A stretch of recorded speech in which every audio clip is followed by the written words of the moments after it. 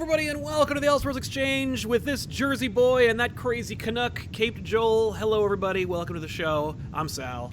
I'm Joel. Today we're going to talk about heroes who haven't gotten a legitimate push, or should, or are deserving of a legitimate push. A push being, like get a title, get a notable creator on the book. Give it some steam, baby.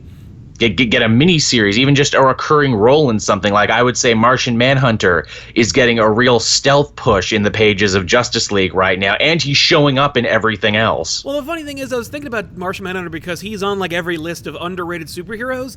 He had, like, 3 different attempts at a series in the last 10 years. And none of them have worked, none of them have taken. They just don't catch. Like, you may be the biggest Martian Manhunter fan on the planet. I'm sorry, both of you are not going to help get Jean a book. The best you can hope for is that Jean can headline a Justice League book like he did for a good 30 years. It's true. Even Hawkman arguably has had more success than Martian Manhunter. He's at least had series that have hit like 50 issues. It's true. And in fact, Hawkman is the inspiration for this cover because he's getting a legitimate push. He has a book, which I read the first 2 pages and went, Egypt, don't give a shit. It is funny, though, that, at least with this Hawkman push, they actually did try and put some time and effort to it and be like, whoa, we just can't release a new Hawkman book. We need a whole, B-plot in a Scott Snyder mega event to explain why Hawkman is secretly always awesome and also maybe one of the most important people in the world. Yeah, I don't know if I'd go that far. I just think, hey, isn't it cool, this bird dude with a cool axe or mace? Yeah, that should be enough. Hawkman's costume should be enough to sell Hawkman books. It should be. And the fact that he's sometimes a space cop. Have they ever squared that circle that the Hawks used to be space cops, but now the Green Lanterns are all space cops? Not really. I was actually Feels like that's a story. Cosmic Odyssey, and the Hawk people play heavily in that, or the Thanagarians, that is. And it's weird. And I don't know what can make them work. You know what's funny? Do you have a pitch for Hawkman? Because I have a quickie one. Please, go ahead. It's just Thanagar versus the Green Lantern Corps. It's just the Thanagarians being like, yo, we were cops first. Like, who says the Guardians' rule is what should be the law of the galaxy? And it basically becomes like if the FBI and the CIA or the local jurisdiction, butt heads. See, that's genius. And then you get, the Nth Metal becomes, the Nth Corps. You end it with them being basically okay, the compromise is you get to be lanterns. There you go. And you make it exactly like a buddy cop movie, too, where it's you have the Green Lantern team. Maybe it'll be like Baz and Jessica. Then you have Hawkman and Hawkgirl, who are the other cop team in the buddy cop movie. Oh, you need, John and Shayera, probably, or whatever she's called right now. But Hawkgirl and one of the Lanterns, and they're forced to work together. Ooh, comically mismatched. Like that, Bright. Ah, there you go. Only good. Only good. Chase Eichler saying, what about the good old crossover character Access? Change his name and boom, a new DC Marvel crossover. He could literally be the reader. Access, they tried to push Access and he did not work. Nothing, everything that I want out of a DC Marvel crossover does not involve a ride-along character that's supposed to be me. I just want to watch them cross over. I don't want to watch a character go, this is crazy. There's actually, because All Access, the one everybody remembers, but there's a sequel to that, which I can't remember what it's called, but it's about time travel, and that should be friggin' awesome, and it's totally not. But yeah, so anyway, so. Stick a pin in that Access, though. That's another pitch I had. Let's do characters who never took off, who they tried really hard to push. Right, exactly. Also, the question is, who owns Access? And no one wants to figure that out either. So no. But yeah, so Hawkman is representative of the characters I think we want to see getting some of these pushes. Yeah, most definitely. So what do you got, Joel? Who is on the shit list who deserves to be getting off? All right, here we go. So one of the things I went about when constructing this list was trying to challenge myself to find characters who have followings, who have been in lots of stuff but have never had solo titles of their own. That's a tough nut to crack, because I have a bunch of characters, but they've all had I think all of them have had their own title at one point or another. Really quick, I just want to address somebody because they said something cool. Will I Am Golden. I stopped watching Rob for this. There Thank you you, go. Will I Am Golden. We do appreciate it. Also, how's my volume? Someone in the chat says my gain might be up a little high. Let me just turn you down a little bit then. All right, there you go. By the way, also Taylor Pector, the question, he's definitely on my list. I don't know about you. Yeah. Oh, yeah, the question is on my list, too, especially now so close to the death of his creator, Steve Ditko. Yeah, that's true. R.I.P. Steve Ditko. Mr. Roboto, Mr. Miracle, and Big Barda situation comedy with action scenes. I mean, like, arguably, Mr. Miracle and Big Barda have some of the best character handling and exposure this time, like, ever. Indeed, this is one of the best years they've ever had. Yeah. So yes, on any other year I would have said Mr. Miracle, but like he's got a book and it's great. He's killing it right now. He's probably going to win some Eisners at the end of it all. Now, for the question, here is a no pun intended question. Which version are we thinking? Are we thinking the Vic Sage version or are we thinking the Renee Montoya version? Because I don't think you can lose with either. I think they're both very deserving. I agree. I put the question on my list and it basically just, and it should be all encompassing. Like you could do either book and it would be cool. So, you know, do you have one or the other, or just like it, or like each pitch works for whomever? Because like Vic Sage deserves a book. Yes. And Renee Montoya, I think the way to do it is probably just to like give Vic Sage like an Elseworlds or Black Label book and make Renee Montoya the in-universe question. So it's like a little less hard, a little less scary, a little less Rorschach, you know? Yeah, I think Renee Montoya definitely fits the universe better for the mainline universe, especially because she has such a pre-existing history with the GCPD, with Batman, with Batwoman, with all these other characters. You know what you could do? Yeah. You have Renee Montoya be the main feature in the book. Then you have like backups in every issue, which are the untold tales of Vic Sage, where you definitely make it look like, oh, this is a period piece we're doing. This is back in time. Yeah, that'd be friggin' awesome. I mean, like, DC's no stranger to shoving 6 or 7 pages of a book you're not going to read into the back of the books you're reading anyway. Yeah. Might as well be. And you know what you do? You get Brian Azzarello to write like a bunch of vignettes, just like 2 or 3 page stories of starring Vic Sage across time, and you got yourself like a really swell collection at the end of it. But also people going like, I bought the new Flash. I don't read Flash, but I had to read the question backup. Absolutely. You know who is really good at that and who never gets enough credit for it? Jimmy Palmiotti with All-Star Western. He's like, okay, here's your Jonah Hex feature that you came for, that you paid your money for, but hey, here's the Barbary Ghost, here's Nighthawk and Cinnamon, here's a bunch of Western characters that you probably remember, Sheriff Powwow. That's cool. That's a really good idea. It's too bad that All-Star Western never really found its audience. I know. You know, apparently he's working on a new project, actually, Palmiotti. He talked about that on Twitter. He's like, I don't want to steal anyone else's thunder, but after the next con, I'll talk about my next big project. Cool. He deserves it. Palmiotti's a hardworking dude and a good guy. He is. I read his Batman thing there in part of those new Walmart comics. Someone was nice enough to send me a copy of those new Walmart comics. Nice. I've been at 2 Walmarts. None of them have them. I know, right? Mine didn't have it. I don't even know if they have them in Canadian Walmart. Right, Someone sent it to me. Talon 134. I always thought Raven could use a bigger deal. Dude, we're on the same wavelength. Yeah. She's also had several minis that have all been vastly different and never took off. Yes, it's true. MT Kaiser Soze, Moon Knight, written by Grant Morrison. Certainly that would be the most crazy, even though I think Warren Ellis was the best one. Mr. Roboto, Renee Montoya was in Gotham Season 1.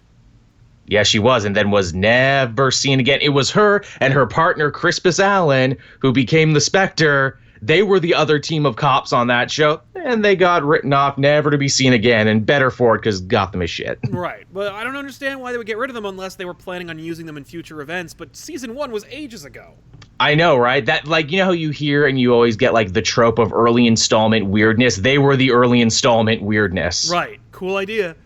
Gorgon Fish, Dial H for Hero. It should be a staple of DC, like Nth Metal, Core Ring, Speed Force, etc. Also, all the teams Jeff Johns called dibs on. I mean, listen, when Johns is finally ready to do any of this, it's gonna be like a friggin', it's gonna be like Treebeard releasing the river into the into Isengard or whatever. It's gonna be nuts.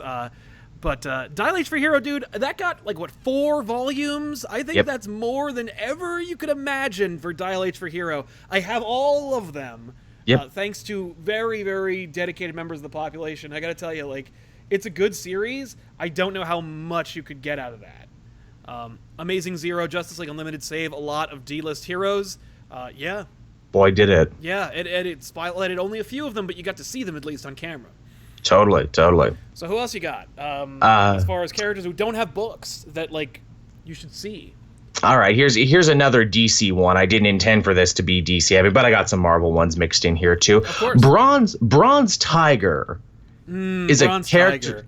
I've been carrying a torch for this character for a bit because he's just so versatile. He's been a hero. He's been a villain. He's been on the Suicide Squad. He's always called one of the greatest hand-to-hand combatants in the DC universe. He's been a League of Assassins member. He's been just about everything, and yet he's never had a solo title. Yeah. Not even a mini. I don't know what that's all about. It could be that like he's always been the bridesmaid, never the bride. He's always been on teams. He's never led a team. He's never been like the driving force behind the team. You know, he's been the voice of reason. He's been like the most understanding character. He's been like the most sympathetic. The most recent time I think was in I Am Suicide for that was Batman. the one. And so proof. I mean, and I think he was in the Grayson book. He's been around. He's been lots of places. He was in when Tynion briefly wrote Red Hood and the Outlaws for New 52. They're like, hey, what if he just wasn't a martial artist? What if he was a literal were-tiger who could change at will? And then they're like, no, that's dumb. Let's not do that. Let's never talk about that again. So yeah, I think I understand why there hasn't been any Bronze Tiger, but I do like the idea of Bronze Tiger getting a book, or at least a mini. All these could just use a couple, like 6 to 12 issues, and you're good to go. It's true. You also want to talk, too, about prominent African-American characters. Here's one who's already baked into the universe and everything, so you won't get the usual offenders being like, oh, you know, why are they shoving new characters down my throat? Bronze Tiger's been around forever, man. Right. He is not a, like, new diversity hire, nor is he, like, a quota character. Like, he's been on the Suicide Squad since Ostrander. It's true. He's been around for here's my pitch for him, because, you know, he's a character who rides that line between good and evil. Yeah. I would love to see him show up in Gotham and be like, you know what? I'm going to use all my super awesome training to take over the Gotham underworld and instill myself as the new, like, Gotham gang lord. But here's the twist, though. I like what you're doing, Batman. I'm not going to fight you. I'm going to try and point crime in less destructive directions. That'd be really cool. I'd like to see that. And then you wrap it up with Batman taking him down or something. Just some kind of really cool way to, like, wrap it all up. I like that. I'd read that.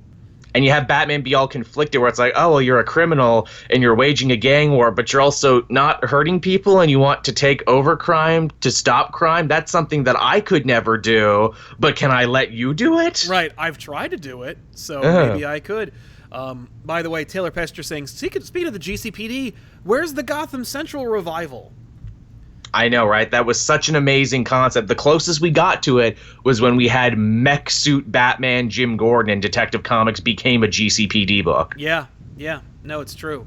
I feel like the Gotham Central revival is somewhere deep inside Ed Brubaker's writing desk. Oh, you know it is. Like, he's got those in his sock drawers where it's like, any day now. One day they'll come to me, and when they do, oh boy.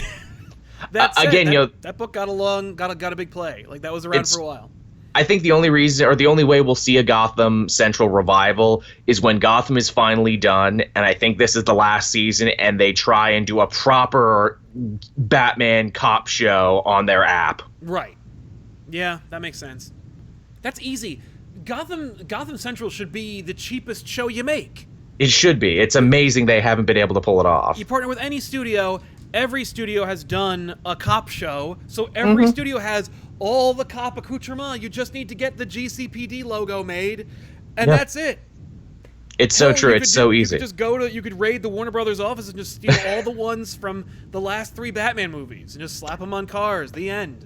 And that's what we all thought Gotham was going to be, and that's one of the reasons I stopped watching, where it's like, oh, you're actually trying to be Batman without Batman. Oh, God help you. Yeah, no. Batman Without Batman is like the show where Batman goes across the world and trains. You're like, oh, I wish he would be Batman, but I know in my heart of hearts there's no way he could be Batman because he hasn't invented Batman yet.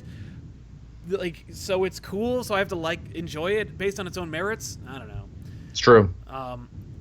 As far as characters who haven't gotten a good push, a good fair shake, I can't say there's any characters that I've had that didn't have books, but definitely, like, you gotta give them a book to give them a try.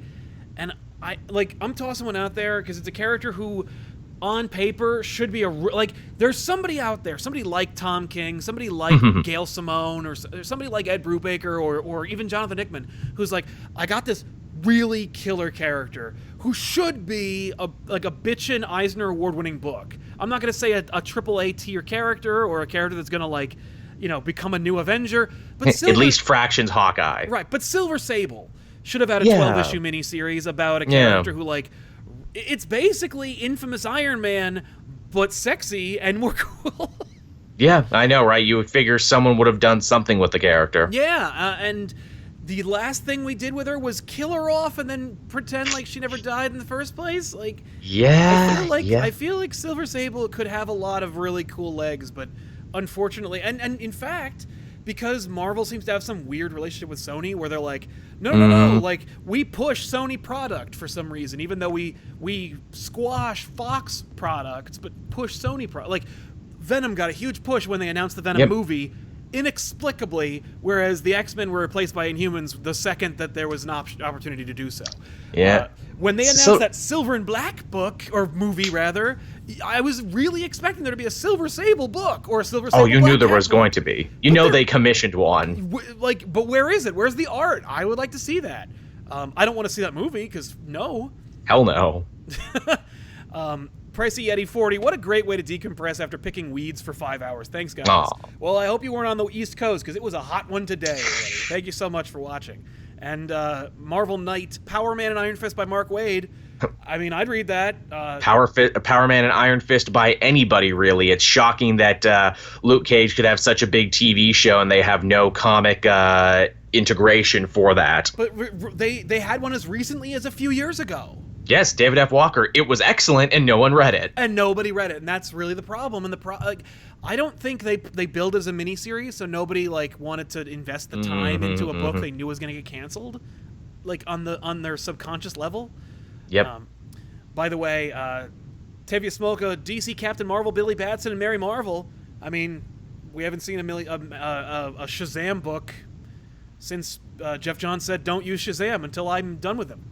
Yeah, until he lets loose his death grip. Right. Amazing Zero from Marvel. Nova, not Dick Ryder, but Sam. Underrated. He definitely is. It's funny. Nova had quite the week.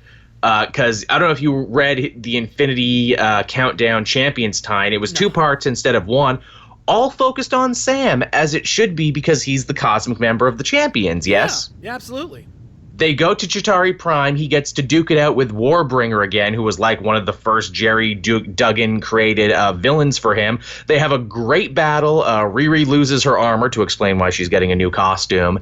And then Scott Adsit, who's another Duggan creation, who's running the Nova Corps right now, is like, oh, hey, great job, kids. Gonna have to take that helmet back from you, though. It's technically contraband and you're not supposed to have it. You can have it back once you pass a Nova exam. And then they just end that 2-parter with oh, Nova is Nova no more. Yeah, man, that Champions book is just let me take all of those characters you complained about and put them away. Because, Reaver Williams' costume sucks and won't be on the cover of any books for a long time, besides our own. Brawn, that sucks. Yeah. He looks like a half-rate Beast Boy from Changeling. He really does. It's oh, you shouldn't have mixed green and white because now I cannot think Changeling. It's just Changeling.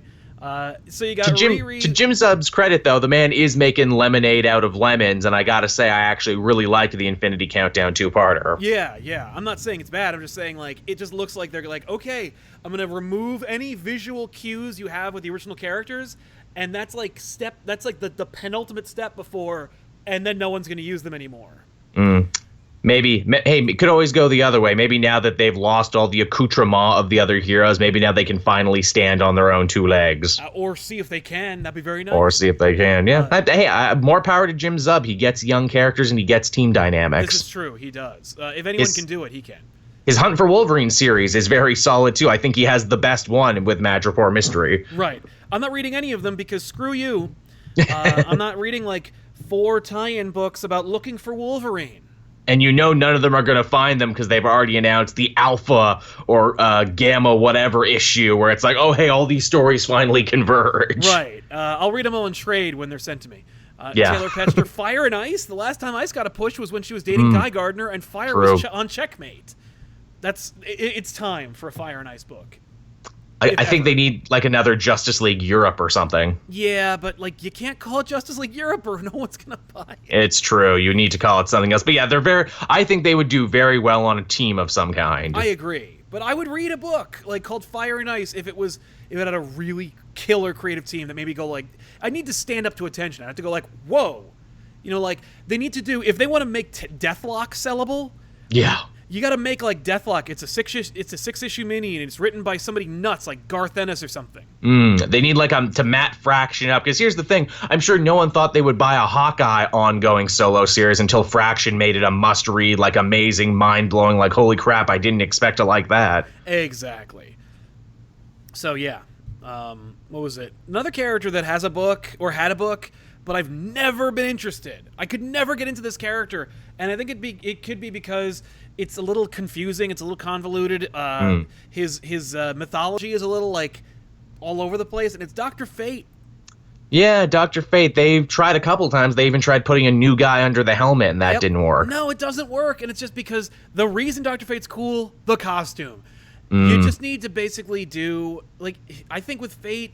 You got to just throw the baby out with the bathwater and go, we're starting from scratch with Fate. We're doing something totally new and totally different. We're keeping the old costume so that we're keeping the one thing that works with Dr. Fate, his costume. And then we're just going to do something else. You know what I mean? Like, he gets eaten by a demon, he spits out the helmet, some rando picks it up, and the helmet, blah, blah, blah, and whatever, and you're done. And you do a book about, like, and it's an allegory for being alone or, black in America or something. Who gives a shit? The point is you make it a must-read book about the human condition. It's funny, you went that direction with it. I actually would have gone the other direction completely. I would have focused on Kent Nelson as a character and make it a thing about being elderly in America. Hey, that'd be cool too. I mean, like, whatever pitch you got, make it an actual good pitch. But like if I went Black Label with it, what if Kent Nelson got Alzheimer's, but he's still Dr. Fate and still has the power to warp reality, and he becomes a danger to himself and those around him? That'd be cool. I mean, you could literally just do, that's an event. That's a 0-hour book where you just do DC versus Fate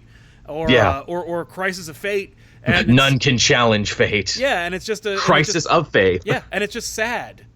Yeah. Like, they think they're fighting some kind of big, like, power mad Dr. Fate, and it turns out he's just losing it. Yeah, that's how people say it's the feel-good movie of the year. That would be the feel-bad event of the summer. Yeah, that would rival the Heroes in Crisis story. MT Kaiser Sose, remember Grant Morrison and Mark Miller's Aztec? Yeah. Vaguely. I remember them pushing it really hard and me going, like, he looks silly. No. And then, like, I kept seeing him just in the backgrounds of other books I was reading and him just being like, I look really dumb when I'm not doing anything. And I was like, okay, well, that's enough.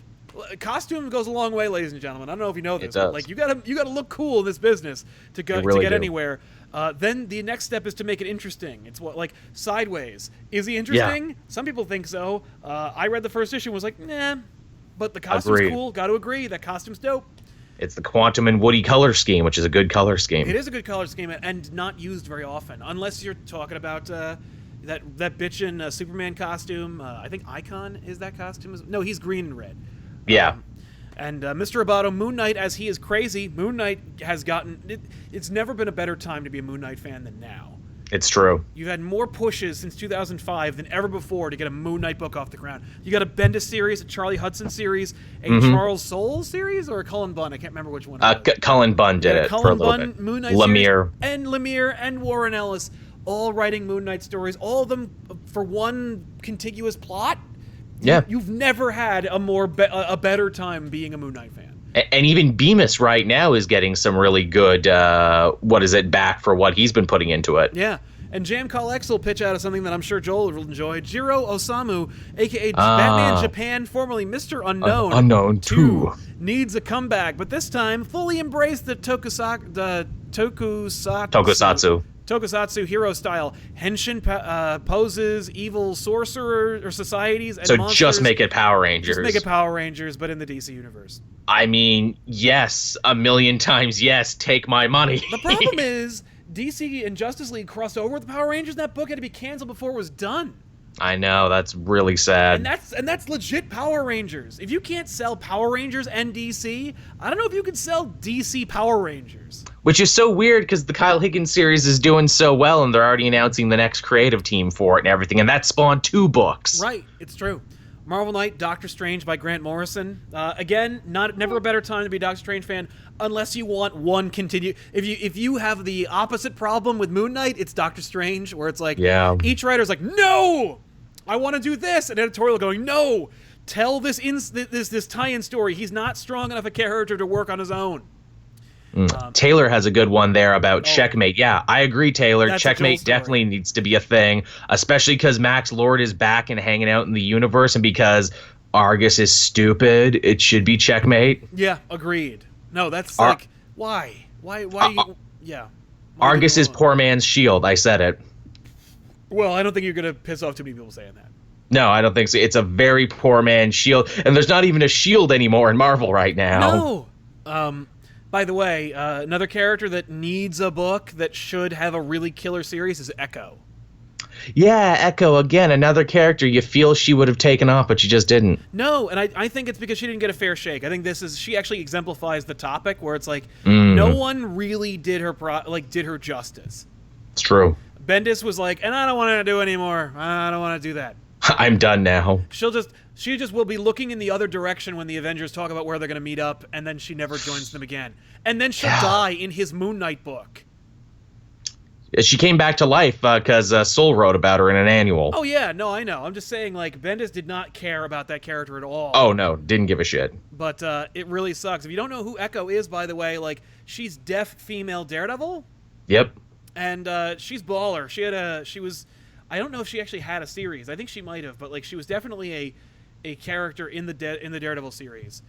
She got quite a few focus issues. Yeah, and she was Ronin when Ronin first debuted in the New Avengers. Yes, people forget that. Marvel Knight wants Matthew Rosenberg to do a Thunderbolts book. Yes, please. Really, Matthew Rosenberg, anything. In fact, he has a thing in his Punisher book where it's like, hey, and here's the Black Ops Avengers. And I'm like, yes, please make that a thing. And Jake Vader 93, should a brand new Starman be created, or should we just go back to Stargirl? Yeah, I'm surprised we haven't seen much of Stargirl. Yeah, I would go back to Stargirl just because like I like the suit and I think that would work. And she's got the cartoons, and I like the sweet story of why she's named what she's named. Exactly, but you know what? Like that adorable Hispanic child, why not both? Yeah, why not both? Yeah, you could have both. Hey, make it a team-up piece there. Make it a time travel vehicle. Right? And Langley M. Neely, does Martian Manhunter need a Tom King mini a la Vision? I think it would just be the same if he did it. Yeah, not only that, but I think I think Martian Manhunter's got enough of a push where you can pretty much set your watch to the fact that like he doesn't sell. Like the last time they pushed him, I was like, I'm going all in on Martian Manhunter. I read that series, like I read the first 4 issues and was like, I don't like this. I agree. It just wasn't fun to read, and it wasn't like because it was an aesthetic. I just didn't care for it, and I'm like, it was strangely dour. Yeah, but like, and I get that, you know, lone survivor of a doomed planet and whatnot, but like, I don't know, it just I feel like it was very been there, done that, and also just like dour for dour's sake. And John Madden wants Wonder Man. I feel I like him as Wonder Man's on my list. I was going to mention. All right, so. Yeah, John Madden wants Wonder Man, and also he wants Hank Pym to come back. I think you'll see that one day. I think Hank Pym, they basically foreshadow that he will be coming back at the end of Infinity. So what's your Wonder Man thing? Like, why do you want Wonder Man back? So here's the thing, you know, we live in a day and age where, you know, 90s nostalgia is huge, Hollywood nostalgia is huge, and so many people are restarting their careers who you never thought they would. I want Wonder Man goes back to Hollywood, and like maybe they're making a movie about his life and he's like, you know, consulting on that, so he's fighting crime in Hollywood while making a movie about him. That'd be fine. I mean, it harkens back to the original Wonder Man miniseries where he was a stuntman in Hollywood trying to make it as a superhero. I would read the hell out of that book. I mean, come on, that's a killer thing. You could also get, like, when you end the series, because it unceremoniously gets canceled, Mm-hmm. you could have Wonder Man be, like, kind of like, I'm going to, like, when an actor is like, well, I can't make movies anymore, so I'm going to, like, really kill this amazing cable series, right? Ooh, or I'm going to start a podcast like Macaulay Culkin. Yeah, exactly. But, like, What's Wonder Man's podcast? Yeah, either Wonder Man becomes a podcaster, or he does the Netflix or the, like, AMC equivalent of joining an Avengers team, where it's like, Yep. I'm a Thunderbolt now, or, like, I'm a champion now, or or I'm a defender now. Like, I was an Avenger, and, like, you know what? That was a brand that used to carry some cachet, but now there's 26 Avengers teams, and who gives a shit? And you know what? Like, I don't like any of them, and I'm, like, an annoying pacifist. So, like, how about I try and, like, make my bones doing something? I'm gonna McConaughey up True Detective, you know? Like, There you go. that'd be a great use for that character. But I do like the idea of Wonder Man becoming a podcaster. Right. Particularly him, like, talking about, like, the way that, like, celebrities or comedians become podcasters, where they Yes. talk shit about all the people they've worked with. It would be just like that. His podcast is called, instead of making a murderer, it would be like making an Avenger. Yeah, making an Avenger. And that's the story. And they just, like, so, you know, Captain America is, like, you know, kicking ass, and he gets a breather, and the news is like, hey, so what do you think about Simon Williams saying that you're, like, a complete, like, chauvinist? And he's like, whoa, Hey. No, he's like, that's on episode 58 of the Making an Avenger podcast. And he's like, Exactly. podcast? Son of a bitch, Simon. And then you have stuff where it's like, hey, you know, Quicksilver, he always stole my yogurt from the fridge, and because Pietro has nothing better to do, he's like, look, I'm coming on the show to defend myself. Right. Oh, my God. That'd be great. Once he gets out of the non-Speed Force. And then, wherever he is. I never finished that series. I don't know where he went. Yeah, me either, because who cares? Tevye Smolka, Wally's Kids teaming up with John Superboy and Damian would be a cool book. Yep, Super Kids. You might not get it, though, because you'll need Damien to not be a murderer and leading a teen suicide squad, and you'll need John to come back. Yes. So right now, not going to happen. Building off what you said about cool costumes being a must, here's a guy I'm surprised never got a mini, even just on the strength of his costume alone. U.S. Agent. U.S. Agent had a book when he was dressed like Judge Dredd. Yes, I remember that. And that sucked. It did. Although my idea would be completely embrace the political satire of it and have it be that he is this right-wing guy, but that he also fights Hydra and everything. Because if you'll recall, in the new Captain America, they say they pardoned a bunch of villains and a bunch more of the crazy anti-heroes. Make him one of the guys who got pardoned. Yeah, I would love to see that. I mean, like, people are talking about, like, getting both sides of everything. I mean, like, you should get, like, you could bring in somebody who, you know, has those opinions or has a sympathetic ear to that kind of philosophy, and then be like, right, here's your book, here's your 12 issues, make U.S. Agent a friggin' household name, and you can have it ongoing.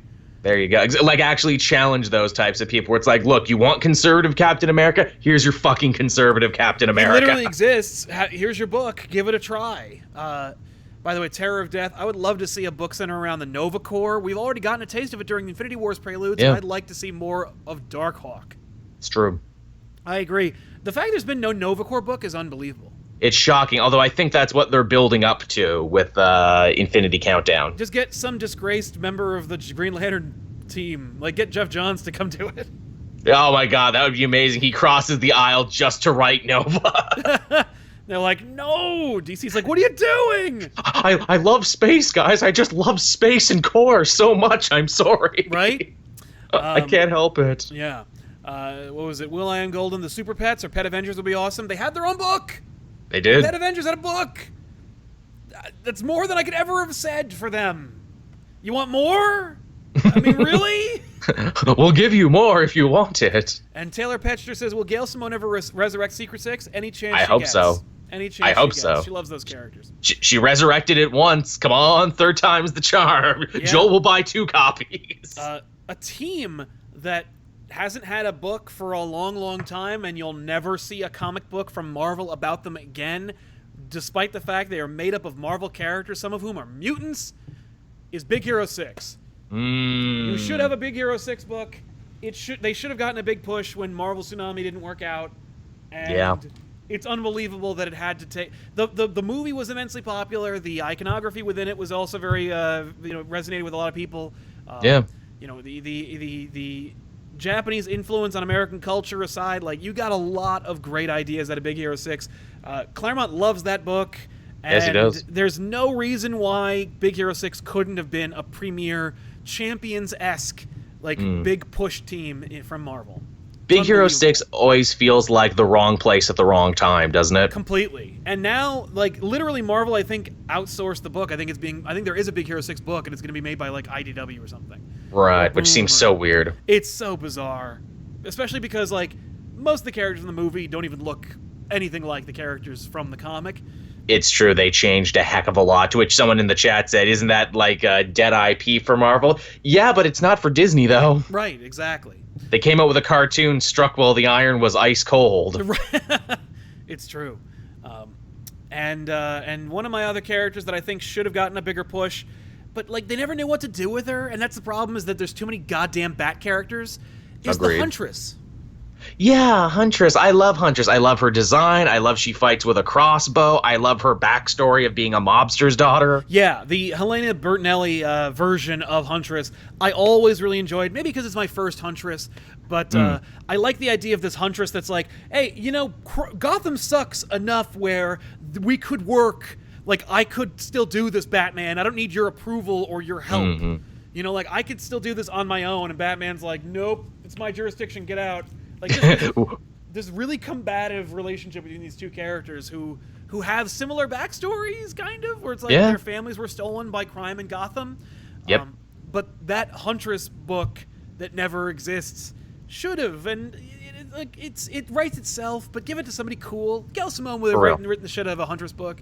I think she has written Huntress in the past. I think she really likes her, too. Yeah, Huntress appears in all the Birds of Prey books. I'm just saying, give her Gail a book. Simone wrote the double date episode of Justice League Unlimited, where it was Green Arrow and Huntress and Black Canary in them. That Huntress. I mean, like, you could do a Green Arrow, Black Canary type book with Huntress in question, or you could make a Huntress book where it's like, she's the Punisher of Gotham. Like, it's just the Punisher. She's got a van. She murders people. You know, like, her family is stolen by the mob. I mean, like, you could, and it could be like a blend of, like, the Punisher and James Bond, where she, like, you know, it's like Alias and James Bond. I don't know. It's there's so many options, and, like, we don't have enough time to really pitch them all. So, like, but the Huntress, there's a lot of places they could go. The Huntress had never gotten a good shake. It's a shame. Kevin Myers thinks Animal Man. Would love to see him in a movie. Oh, yeah. But basically, my pitch for Wonder Man, give it to Animal Man, and his family tags along with him to Hollywood as he tries to restart his career. Animal Man's DC. You can't put him there. That's right. Dang. But you could to some other showbiz town. Yeah, exactly. Have him go to Georgia. Yeah, there you go. Apparently, Atlanta's now a big showbiz town. Oh, yeah, Animal Man in Atlanta. I like that. Ooh, or here's another pitch for Animal Man. Have him and Vixen and Wannabeast and Beast Boy and basically all the animal-themed superheroes on one team. Yeah, there you go.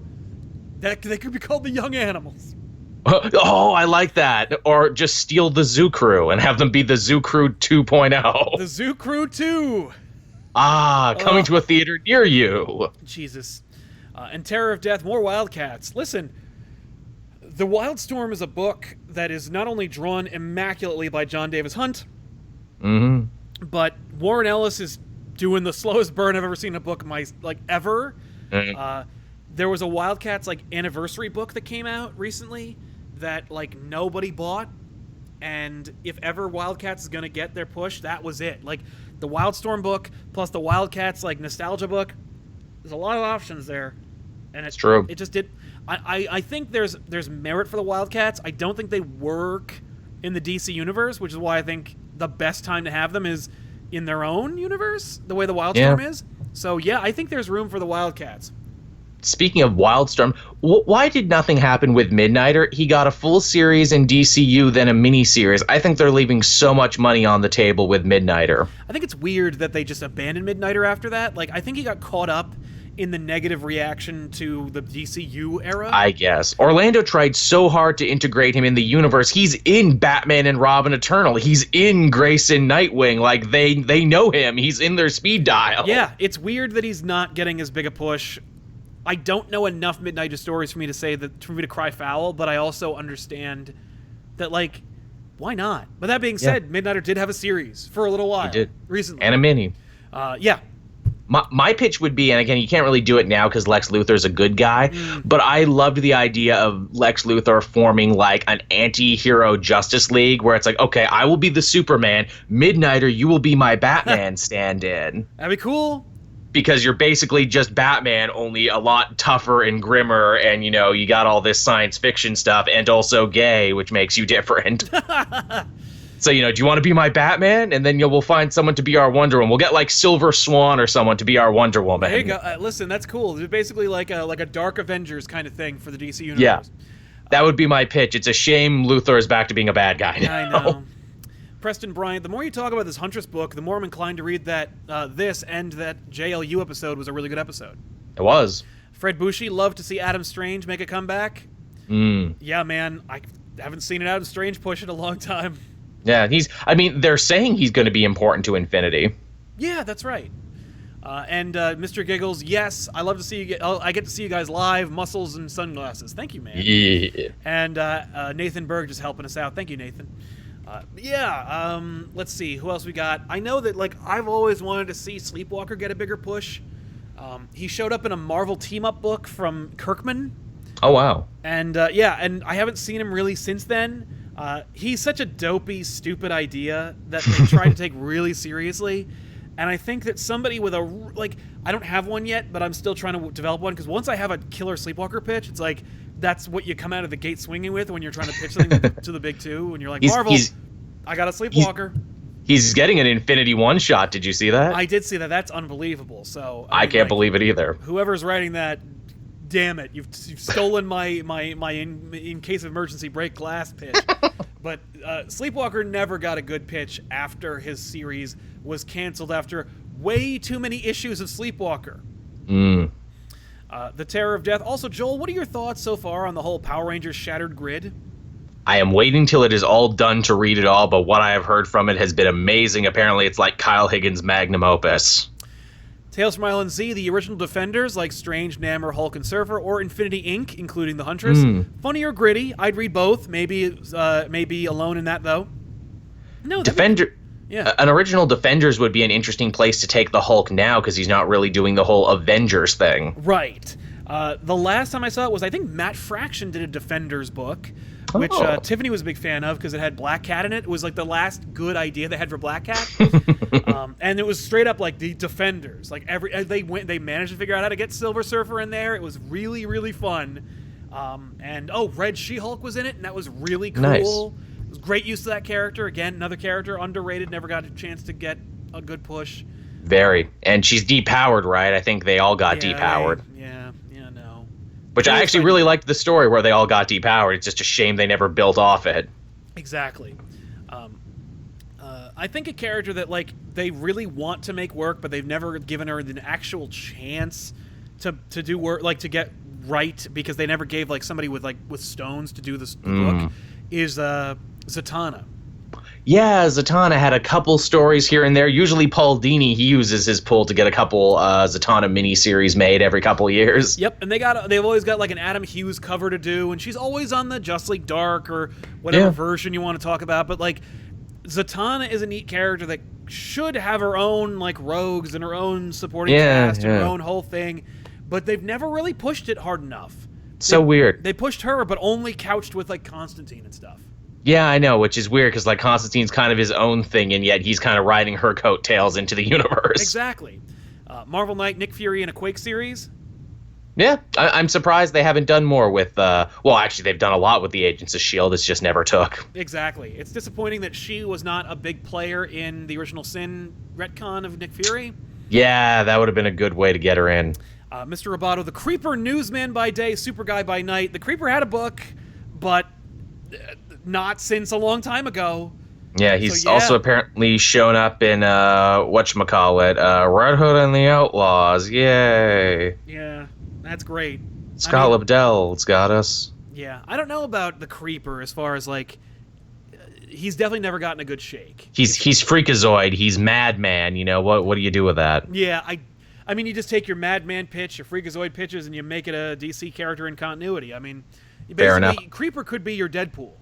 He could be, although I think Harley Quinn is their Deadpool right now. Oh, yeah, but if you ever watch the episode of the animated series when they brought in the Creeper, Love that one. He is in love with Harley Quinn, and it's hilarious to see Freakazoid bounce off of Deadpool in that regard. So you got, if you haven't watched that Batman the Animated Series, check it out, because it's like probably the best idea for the Creeper now.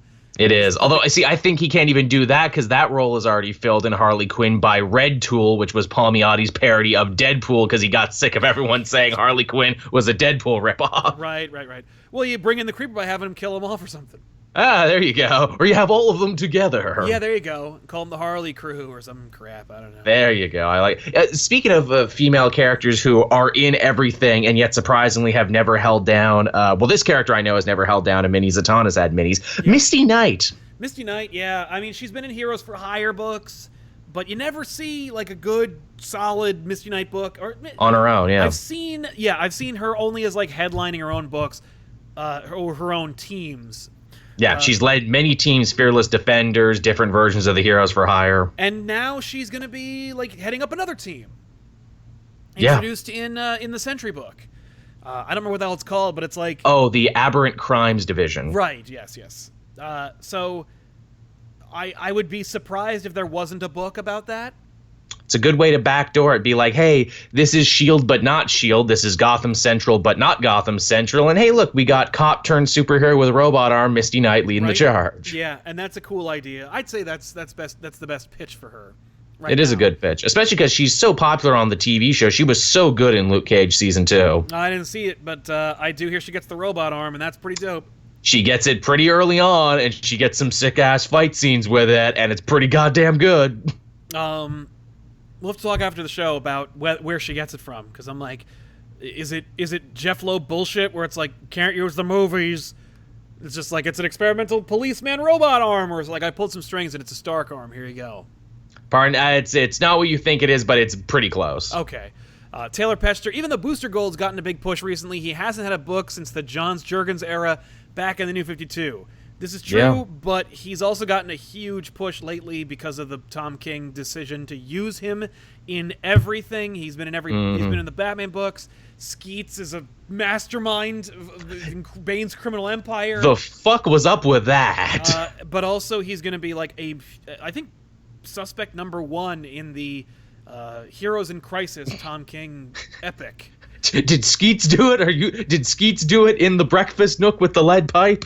Right? I mean, Skeets being the linchpin evildoer is not an original idea, by the way. Anyway, The Terror of Death, a book set in the Earth 12 universe, because I want a DCAU comics, please. Because I need a good Batman Beyond book, please. I know, right? Those Batman Beyond books, again, also from Higgins, were so goddamn good. I agree. And Will.i.am Golden finally reaching one of Joel's suggestions, which I know is on his list. I haven't seen it yet. The Milestone characters. Yeah, I mean, apparently the guy who's going to be drawing the Milestone Static comic said, oh yeah, expect those books in October. I don't believe that. Right, the fact that he tweeted about it, I was like, whoa, new art for Static? Really? So I know. Maybe he's real. Maybe he really means it. I don't know. I would think if it was going to be a thing, they would have mentioned it by now. The fact that DC isn't mentioning, I'm sure they gave him a talking to afterwards and like, hey man, the ink isn't dry on the legal stuff yet. Yeah, I mean, maybe it is though. It could be they took their time and they've got it done. Like, here's the thing. Ask Dwayne McDuffie's widow, because she was the one who apparently was holding this up because they did a bunch of stuff without asking her, and she owns 51% of everything. So we'll see what happens. Really, that's the trick, is just get Rich Johnson to go talk to her and see what the story is. Yeah. Like, checking back in with Dwayne McDuffie's widow. Are you done sitting on these goddamn books yet? Yeah. Well, I don't even think it's a matter of just she was sitting on it. It was a matter of like, look, Dwayne made me the executor of his estate. Right. I should be able to okay this and make sure that it's in line with his vision, because he was a very visionary dude who I'm sure would hate to see a cheap New Age of Heroes version of the Milestone characters. Well, the fact that Reggie Hudlin's involved in it must probably indicate that there is some amount of horse shit and fuckery going on. Yeah, most certainly. And I'm sure he'll talk about this forever and be like, and hey, everyone, aren't you so happy that I brought your Milestone characters back? Me, Reggie Hudlin, who wrote and created everything. It was me. Yeah. No, it wasn't. Stop saying it was you. It's true. I want Abigail Brand to get a book. Yeah, that's another character shocking she hasn't had more to do. Is Sword even around? I know that, like, I kind of, like, when they announced Alpha Flight, I'm like, okay, so wait a minute. You have Sword, and no one from Alpha Flight is on Alpha Flight. Yep. What the fuck? You know what they need to do? If they do an Abigail Brand book, we need to have the Sword space station, that it was there all along. It was just in the shadow of the Alpha Flight space station, and the Agents of Sword are really pissed that Captain Marvel is stealing their thunder. Right? I mean, or that she's like, technically Alpha Flight reports to me, but, like, they keep deleting my emails and, like, my correspondences. So That would be pretty Yeah, good. apparently she actually does work for Alpha Flight, but it's like, Oh, okay. I liked Sword more. I like Abigail Brand as a character. She's fun. Never gave her a good push because she was an X character, so, you know. Same goes for Elsa Bloodstone, as the Agreed. chat brings up there. Elsa Bloodstone, always now kind of a seat filler when it comes for paranormal teams. I'd put Elsa Bloodstone on there. Oh, totally. Oh, no. I agree. It's like, you cool, kick-ass lady monster hunter. You mean you don't have a pitch for this? Right? That should be, well, and Tiffany read the book cover to cover. I actually checked it out, too. The Secret Wars Siege book was freaking dope, and it started Yes, it was. Elsa Bloodstone. No, was that Abigail Brand? Elsa Bloodstone had one, too. Yeah, the Elsa Bloodstone Secret Wars tie-in miniseries. Man, just as a quick aside, not to rob it up or anything, but, like, Secret Wars was a freaking awesome idea. Wasn't it? Where they just ended every book, and then they put out like 1,000 new books that all were like neat and did something else, like something different. It's true. They mashed it all together. What a cool, revolutionary goddamn idea that all led to and culminated in something. And like how do you drop the ball that hard with a concept that good? Yeah, they're picking it up again. Everything they put out recently has been pretty solid. But they'll never do that again. Like, they'll never be able to pull that off again. It was a once-in-a-lifetime thing, and we can say we were here for it and read it while it happened. Yeah. Because it was just, that was the lineup of books. It wasn't even like they were tie-ins. They were just, those were the books. You want to read Hulk, you got to read Planet Hulk. You want to read Captain America, you got to read this. You want to read Captain America, you got to read the Planet Hulk book. Yeah, exactly, because he's in there. The lead. And he's a cool-ass Viking riding Devil Dinosaur. Exactly. No, really, really cool. Honorable mentions go to She-Hulk, who's never gotten a fair shake since the John Byrne era, although Dan Slott gave her a good run. The Charles Soule book was really bad looking. But read really nicely. It's a shame they couldn't have brought that together. Yeah, and what's it called? And then the last one... with the Kevin Wada covers were the Mariko Tamaka. Oh, no, the Mariko, that one was actually a slower burn than Wildstorm. So no. It started so good where it's like, ooh, we're gonna have like a mature adult take on PTSD through the lens of the Hulk characters. I'm like, oh, I'm totally on board with this. Then at the end of it, oh, really? It just keeps going, huh? I was expecting like an actual oomph. I was expecting an exclamation point and didn't get one. The end of that arc was all I needed to say. Was all I needed to see. I was like, that sucks. You dropped the ball. Yeah, I was so in, and then I was so out. Yeah, and I was like, if it sticks the landing, it'll be worth it. Nope, it's not. Relo Tixie says if DC can't deal with John Kent being a small child, make a future him, the Superboy, and the Legion of Superheroes. You'll keep your eyes peeled, because there's some art out there about an older Superboy. Tales from Island Z, your Secret Wars coverage got me back into comics. Thank you so much. If you haven't already watched it, Secret Wars TLDR was the first Marvel TLDR series that existed on YouTube. So check that out. It's a lot of fun. We just reviewed Secret Wars books, which was really cool. The Terror of Death, bring back the Ultraverse characters. They keep threatening to. Every couple of years, we're going to have a big comeback for Ultraverse. We promise. Marvel has the most recent encyclopedia released has a chapter about the Ultraverse characters. No shit. And they exist in their own pocket universe where they're still doing their bullshit plasm stuff. Dude, Marvel should just make an Ultraverse book that's just its own universe, and just see who buys it. Make it digital. It should be digital, is what it should be. Yeah, it absolutely should be. Thanks for reminding me about the Ultraverse. It should be digital, and it should come out like once a week. and it should be as long as Injustice, and they should get a writer on there who actually cares, and they should make it like, hey, if you never read the Ultraverse before, that's fine. We'll get you caught up. So for the people who want it back, the old fans, they're happy because it's back, and new fans, for them, it's brand new, and they're reading it for the first time. Right. The only thing you need to know about Ultraverse, if you ever want to know about the Ultraverse, watch the opening theme song to the Ultra Force cartoon show. Ultra Force! Where someone just screams Ultra Force and they throw so characters. 90s. They throw characters that have nothing to do with each other. Like, you see Prime and you're like, oh, so like a creepier Captain Marvel? Then they throw like a hard case or whatever at you and you're like, Iron Man? And then a zombie comes out of the ground. I love the zombie. And you're like, cool? What? And then and then Topaz appears and you're like, was Topaz in Thor Ragnarok? And then you go... What is anything? Yeah, what is happening? So definitely watch the Ultraverse theme song. Where we got to do a theme. We got to do a theme song episode because there's so many we love. Yeah, and Marvel Knight comic continuation of Avengers: Earth's Mightiest Heroes. Only if Christos Gage or Chris Yost is working on it. Yeah, which would be great. That's a digital only series. That should be. It really should be. Will Golden, the Shadow Pack. Okay. The Terror of Death. Also, do more New Universe stuff, dude. They're never gonna do that. No. And by never, I mean eventually when they remember, because like they did that, and Starbrand showed up and died in the Avengers book, the 1 million or whatever. Yeah. And nobody gave a shit about them in the Hickman era. It was just kind of weird. It was like, what?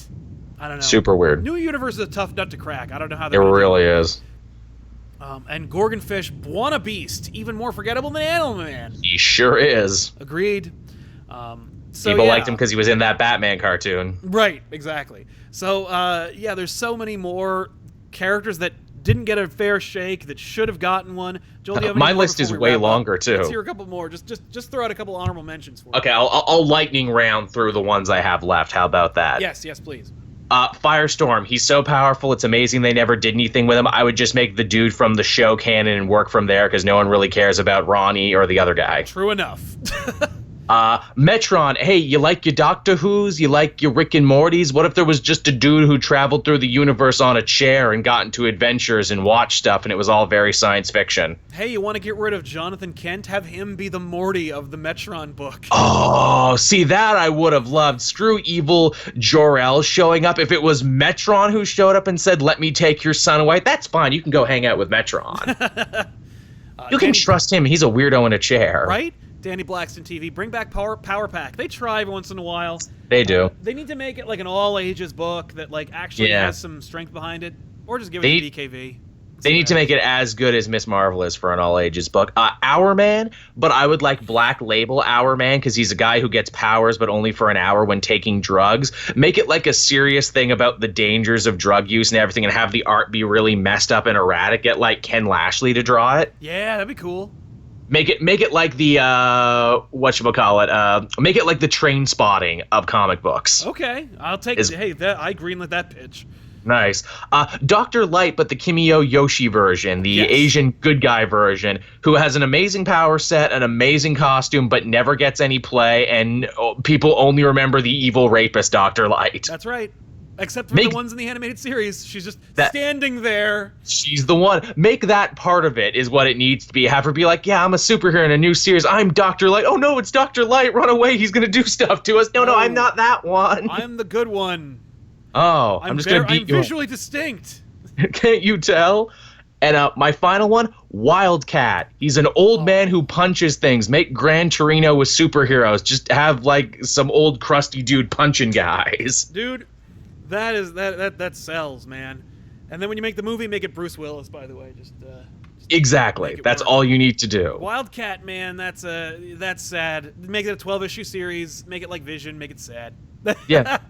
Make it sad. Be it like, I can't do it anymore. I'm getting too old. And have like make it like the dad who doesn't want to stop working. Like all of his superhero children visit him, and they're like, geez, man, you're getting too old. You're thinking about retirement. You're thinking about settling down. No, if I stop, I'll die. Right. That'd be cool. So I never want to stop because I'll totally be one of those guys who once he stops working, I die the next day. Exactly. Gotta have something to do. I gotta stick around and do it. Yeah. That'd be cool. More Wildcat, please. Yeah. So yeah, there you go, everybody. Thank you so much for watching this episode. And hey, before you go, number one, stay tuned for Backish. Number two, if you want to keep watching us live, check us on over the Twitch channel, twitch.tv/ComicPOP Tiffany from ComicPOP here on this channel heads up the Twitch channel. You can watch her doing some video gaming over there. It's going to be a lot of fun. We want to thank you all for hanging out with us and, of course, checking out this episode of the Elseworlds Exchange. I'm Sal. I'm Joel. Thanks a lot for watching, everybody. So long. Bye.